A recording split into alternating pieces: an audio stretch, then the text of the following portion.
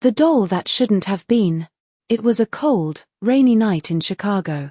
The kind of night where shadows seem longer and whispers feel louder.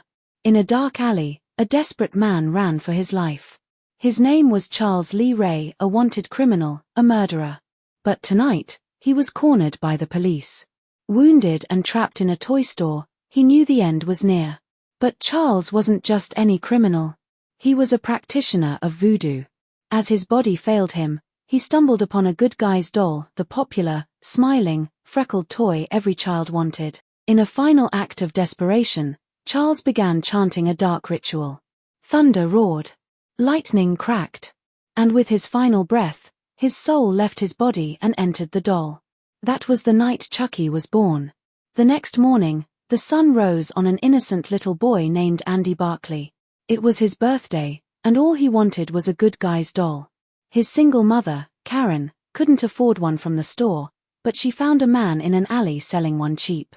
She bought it, wrapped it up, and gave it to Andy, who couldn't believe his luck. His very own good guy's doll. "Hi, I'm Chucky. Wanna play?" The doll smiled, its blue eyes wide and lifelike. Andy loved it instantly. But soon, strange things began to happen. Karen's friend Maggie babysat Andy that night. But before long, she was dead, thrown from the apartment window. The police arrived. They thought it was an accident, or maybe even Andy. But Andy swore, "It wasn't me. Chucky did it." Of course, no one believed him. Who would believe a doll was alive? But Karen began to notice things too. The doll would appear in different places. It spoke when it shouldn't. One night, she found it in her arms and its batteries fell out of the box, unopened. The doll had been moving and talking, without batteries. Terrified, she threatened to throw it into the fire. That's when it turned its head. Its face twisted into something monstrous, and it screamed, "You stupid B***, you filthy S***, I'll teach you to mess with me, star." Karen dropped the doll in horror. It ran. It escaped. Now she knew the truth. Andy was telling the truth.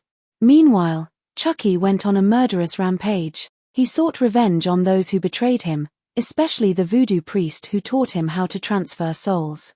The priest warned him, the longer he stayed in the doll's body, the more human he would become. And there was only one way out. He had to possess the first person he revealed himself to. Andy. So Chucky hunted Andy down.